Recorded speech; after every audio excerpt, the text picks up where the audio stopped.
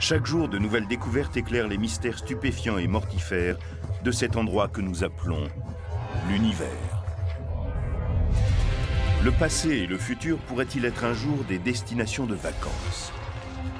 Comment y arriver? Cela pourrait être envisageable dans quelques années ou quelques décennies. Quand on voyage dans le temps, il se passe des choses étranges. On peut imaginer une déformation telle que l'on pourrait se rendre visite à soi-même dans le passé. Certains humains ont déjà fait le voyage. On aurait fait un bond dans le futur sans réellement vieillir, c'est vraiment cool. Voyons si cela paraît possible en perçant le mystère du voyage dans le temps.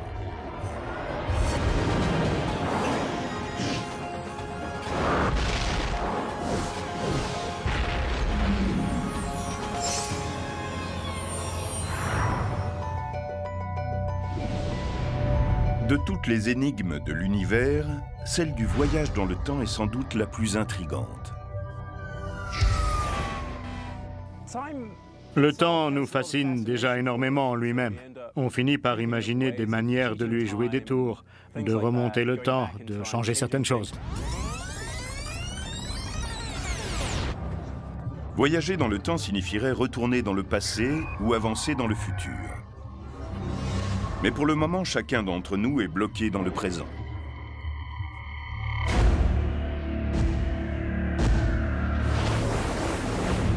Pourtant, la science nous offre une possibilité de relâcher cette emprise que le temps a sur nous. La théorie de la relativité d'Einstein, dans laquelle le temps est un élément central, fait du voyage temporel une question ouverte.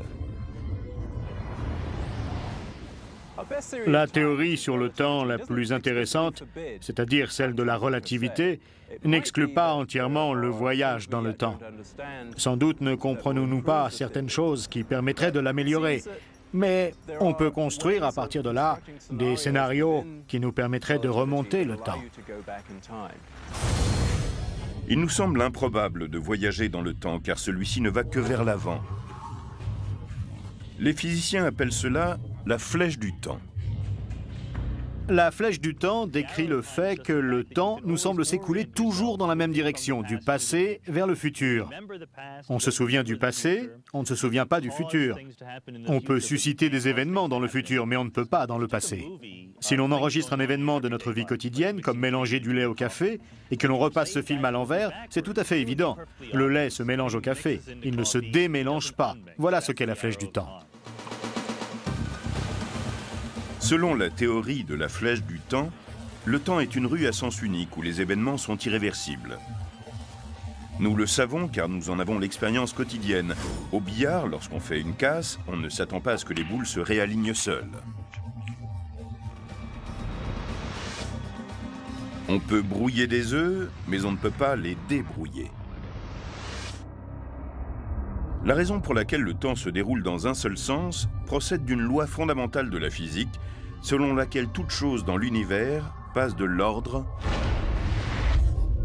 au désordre. Tandis que l'univers vieillit, nous allons du passé vers le futur. On peut résumer toutes les différences entre le passé et le futur en disant que l'univers est en déclin. Il passe d'un état ordonné, bien rangé, à un état désordonné, en vrac. Si vous avez une assiette qui a été assemblée comme il faut et qu'elle se casse, elle se retrouve en petits morceaux épars, sans ordre. Et quand on essaie de la restaurer en recollant les morceaux, nos gestes vont libérer assez d'énergie dans l'environnement pour créer plus de désordre encore dans l'univers, conçu comme un tout.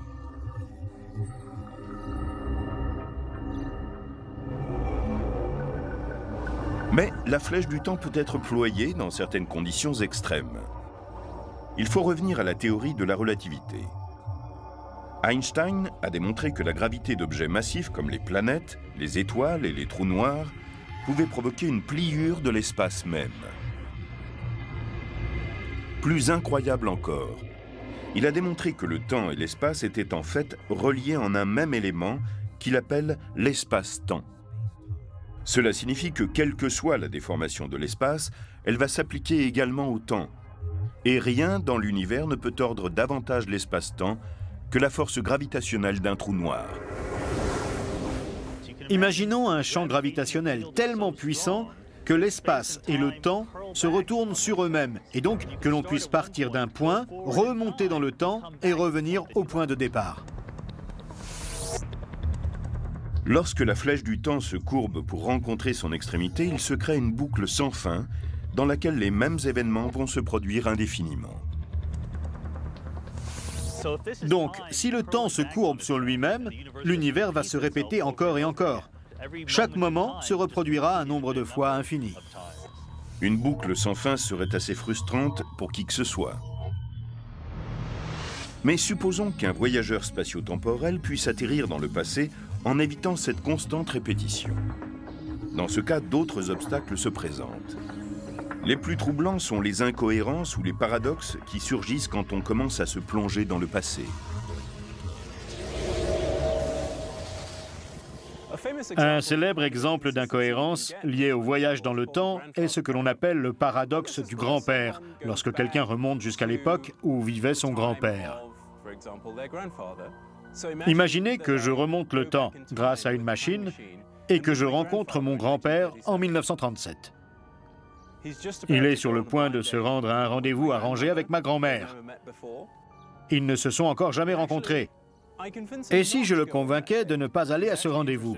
Il adore les courses de chevaux. Je lui rappelle qu'un crack, Seabiscuit, va courir au même moment sur l'hippodrome de Santa Anita Park. Nous y allons ensemble. Il ne rencontre donc pas ma grand-mère. Alors, que vais-je devenir? Comment est-il possible que je sois né, que j'ai pu remonter le temps, le rencontrer et empêcher ma naissance? Voici un exemple d'incohérence. C'est une boucle dans le temps qui est insensée.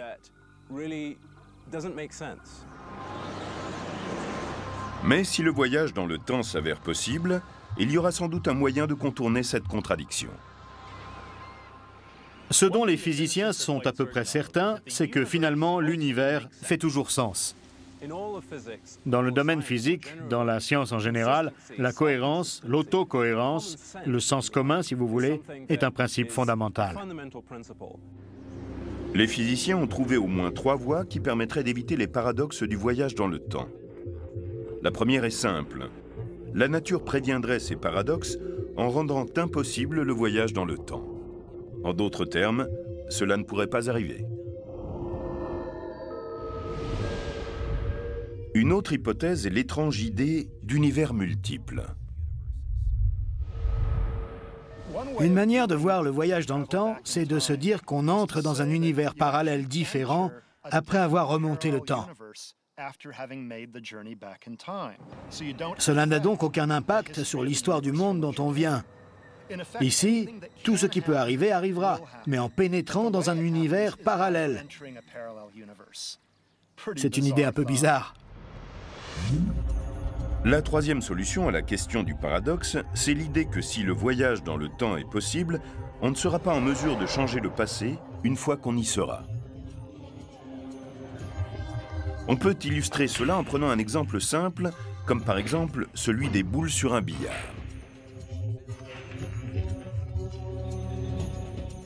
Voyons ce billard comme une machine à remonter le temps. Quand une boule entre dans un des trous, c'est comme si elle voyageait dans un trou de verre. Elle peut donc ressortir par un autre trou avant même d'entrer dans le premier. Il s'agit alors d'une machine à remonter le temps.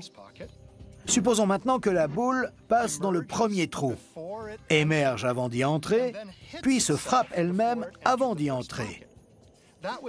Elle détournerait sa propre trajectoire, s'empêcherait de rentrer dans le trou et par là même de ressortir par l'autre trou. Et donc, la déviation du début. C'est un paradoxe. L'idée de solution autocohérente nous offre une porte de sortie de ce paradoxe. Supposons que cette boule, en sortant du deuxième trou, ne puisse se frapper qu'en se faisant dévier vers le premier trou. La boucle entière devient autocohérente. Il n'y a plus de paradoxe. On pense que la nature se débrouille toujours pour choisir des solutions qui mènent à une autocohérence. En d'autres mots, on aura toujours une solution qui évitera le paradoxe.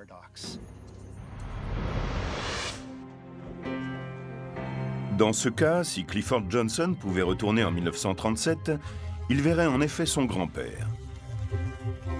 Mais en dépit de ses efforts, rien ne pourrait empêcher son grand-père, d'une manière ou d'une autre, de rencontrer sa grand-mère et permettre ainsi à Clifford de venir au monde. D'une manière ou d'une autre, l'univers l'empêchera de changer l'histoire. Mais il est inutile de s'inquiéter des paradoxes quand on emprunte la flèche du temps vers le futur. Quand on voyage vers le futur, c'est extrêmement simple. Toutes les minutes, on avance d'une minute dans le temps. Pour changer notre façon de progresser dans le temps, les uns par rapport aux autres, on peut se déplacer à des vitesses différentes les uns des autres. Une machine à voyager dans le temps qui nous conduirait vers le futur serait basée sur la découverte d'Einstein à propos du temps et de la vitesse. Plus on se déplace vite dans l'espace, plus le temps, lui, ralentit par rapport à celui de ceux qui restent immobiles. Bien que cela ressemble à un casse-tête, certaines expériences l'ont déjà prouvé.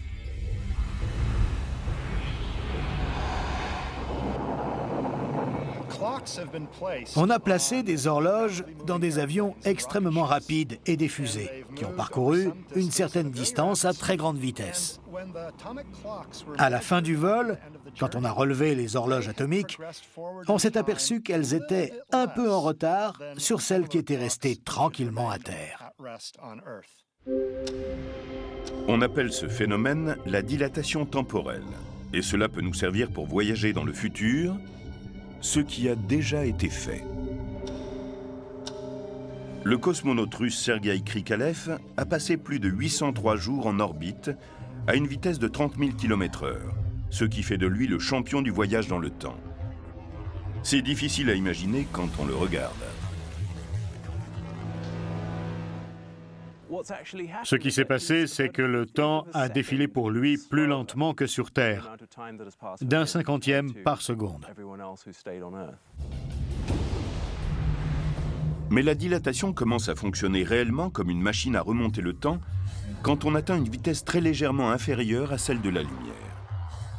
L'idée est de laisser les horloges courir à leur vitesse normale sur Terre, pendant que dans l'espace, on a une horloge plus lente. Quand on revient, on est dans le futur. Supposons maintenant que l'on veuille avancer de 5 siècles. Pour avancer de 500 ans dans le futur, on doit se déplacer à une vitesse égale à 99,99% de celle de la lumière pendant 7 ans. Quand on revient, on n'a vieilli que de 7 ans, alors que tout ce qui est sur la Terre a pris 500 ans. Mais l'un des plus gros problèmes pour construire une machine à voyager dans le futur, c'est d'avoir suffisamment de carburant pour propulser un vaisseau spatial à cette vitesse. Aucune loi de la physique ne dit qu'il est impossible de s'approcher autant de la vitesse de la lumière. Mais la fusée va devenir de plus en plus lourde à mesure que l'on s'en rapproche. Par conséquent, on a besoin de plus en plus de carburant si l'on veut accélérer encore et encore. En fait, on a besoin de davantage qu'une quantité infinie d'énergie pour dépasser la vitesse de la lumière. Mais la très grande vitesse n'est pas la seule manière de filer dans le futur. Selon la théorie de la relativité d'Einstein, une puissante force gravitationnelle, comme celle que l'on trouve aux abords d'un trou noir, peut également ralentir une horloge.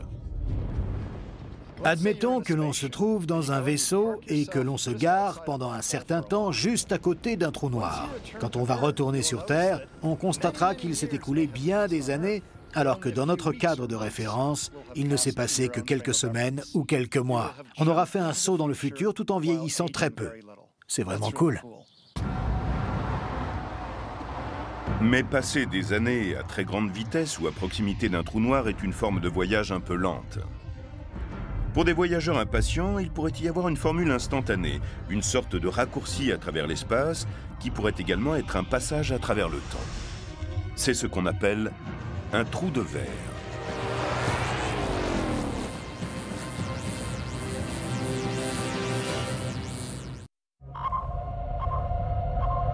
Nous avons encore un long chemin à faire avant de maîtriser le voyage dans le temps. Il nous faudra passer par des théories bizarres et des technologies incroyablement complexes